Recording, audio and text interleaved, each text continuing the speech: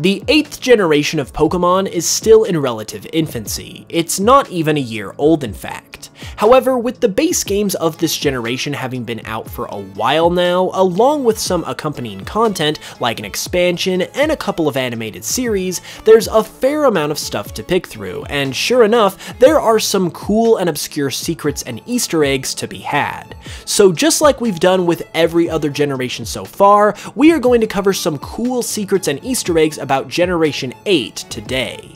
Also, before we get into it, if you like what I do here on this channel, consider checking out my Pokemon podcast over on the UCast Studios YouTube channel. I talk about fun Pokemon topics over there every Friday, and it directly supports me making videos right here, so give that a look with the link in the description if you're interested, and without any further ado, let's get started.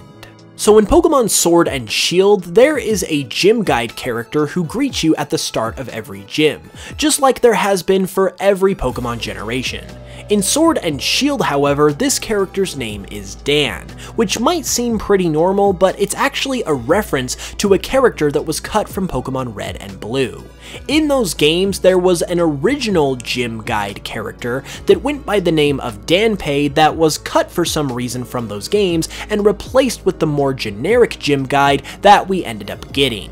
Thanks to the website Helix Chamber, who revealed a bunch of unreleased information about Pokemon Red and Green's beta a couple years ago, we learned about the existence of this character, and although he has never made a return to the series, his name has been recycled for the Sword and Shield gym guides, being not only known as Dan in English, but directly as Danpei in the Japanese version as well. One strange thing that happened during the lead up to Sword and Shield that's not really known if it's in reference to some kind of scrapped mechanic or was just a simple mistake has to do with a deleted tweet by the official Nintendo of America Twitter account. On March 8, 2019, shortly after the initial reveal of Sword and Shield, a tweet was put out by Nintendo of America describing something known as a Gym Master. The tweet said, "It appears in Pokemon Sword and Shield that gyms in the Galar region are now bigger than ever. What types of Gym Masters are waiting for you to challenge them? You and your new partner Pokemon will have to train hard and find out." This tweet was quickly deleted shortly thereafter, which led many to believe that this was a piece of info about the game that was accidentally leaked by someone on Nintendo's Twitter staff. However, nothing ever came of the Gym Masters ever again. Nothing about it was ever mentioned further, and we of course just got our usual gym leaders in Sword and Shield. So what exactly was going on with this tweet? Was this some kind of mechanic that ended up getting scrapped, or was it just a mistake made by Nintendo's Twitter? It's hard to say because, like I said, we never heard anything more about it, but it's certainly one of the more peculiar things about the 8th generation so far. Speaking of gym leaders, the first two that you encounter in the Galar region are Nessa and Milo, the first of which has stated on her league card that Milo is her rival. This is actually in connection to the origin of the cities that Milo and Nessa reside in, as they are inspired by the Yorkshire and Lancashire county areas in England, who have actually had rivalries of their own. One such rivalry is a sports rivalry, which makes sense for Sword and Shield's inspiration, that very fittingly is actually known as the Rose's Rivalry, which also connects to Chairman Rose, who is the chairman of the Galar Pokemon League that these gym leaders battle in. And also, speaking of the cities of Galar, each town and city in the region gets its name from terminologies relating to various sports. This can be seen with names such as Wedgehurst, referring to the golf club known as the Wedge, Spikemouth, referring to a volleyball spike, Turffield, referring to artificial turf that is used for various sports, and even Stow-Inside, which uses the term on sides, which is a rule that some sports implement, such as soccer. Pokémon Sword and Shield included a system of currency known as Watts that the player can gather from Pokémon dens and exchange for various goods. While this might seem like a new mechanic for many players, it's actually been used before in some of the various Pokémon pedometers that have released over the years, including the Pokewalker from Heart Gold and Soul Silver and the Pokémon Pikachu pedometer that dates all the way back to the late 1990s, meaning that Watts have been around for a while longer than you might have thought. Watts are also used and collected largely in the wild area, which has another secret of its own, as it might just contain a reference to The Legend of Zelda Breath of the Wild. Not only is it an open world area known as the Wild Area, but one of the Wild Area themes contains a sequence that is near identical to the opening of the main theme from Breath of the Wild soundtrack, possibly as an homage given the open world theme that the game and Sword and Shield's Wild Area both share.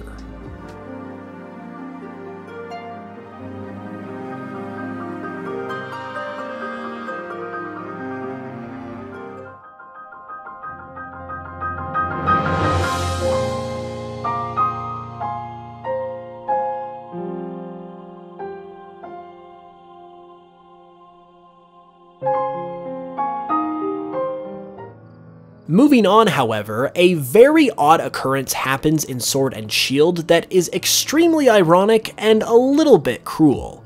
Before Sword and Shield were released, many wondered whether or not Eaga Slash, the literal Sword and Shield Pokemon, would make it into the Galar region Pokedex.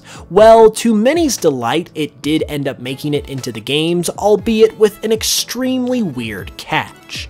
Eaga Slash in Sword and Shield as the Sword and Shield Pokemon became the first Pokemon to actually have its base stats lowered after it was officially introduced, and was also the only Pokemon whose base stats received a change in these games as well. To be so brutally singled out like this in a game where Eaga Slash fits in better than arguably any other is really weird, and it makes you think about whether it might be some kind of sick joke on the part of the developers. Next, we have a couple cool secrets concerning both of the animated series that we have seen so far in Gen 8, Pokémon Journeys and Pokémon Twilight Wings. Starting with Twilight Wings, in Episode 5, Assistant, there are a number of different Easter eggs to the Sword and Shield games. First, in one shot, a League staff member can be seen inside of a telephone booth, which calls back to the section of Sword and Shield's main story where you must find a League staff member hiding inside of a phone booth. Furthermore, there's also a shot in this episode where Oleana is seen showing off a picture of Galerian Ponyta in Glimwood Tangle, and another where Oleana is going through some papers, one of which contains a pixelated and rotated picture of Galarian Sirfetch'd.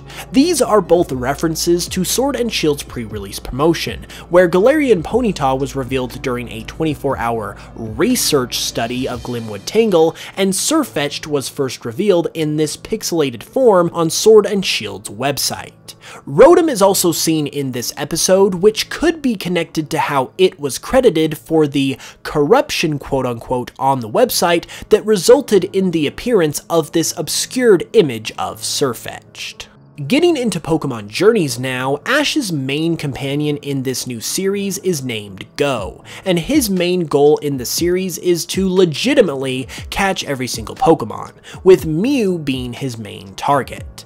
Additionally, Go catches many of his Pokemon without actually battling them, which, combined with his name, is one big reference to Pokemon Go and Let's Go Pikachu and Eevee, games where you catch Pokemon without battling them. And finally, we have a classic example of how life sometimes has a funny way of working out. Toby Fox, acclaimed creator of Undertale, actually got to compose a track for Sword and Shield soundtrack, creating the Battle Tower theme. This was actually a very poetic coming full circle type of moment for Toby, as the work he is best known for, Undertale, is heavily inspired by Earthbound, not only thematically, but also in the sense that Toby used to make Earthbound ROM hacks, amongst other things, prior to his development on Undertale. Well, Earthbound was actually developed by Ape Inc., who became Creatures Inc. later on, the company that helped get Pokemon off the ground and owns 1/3 of its copyright.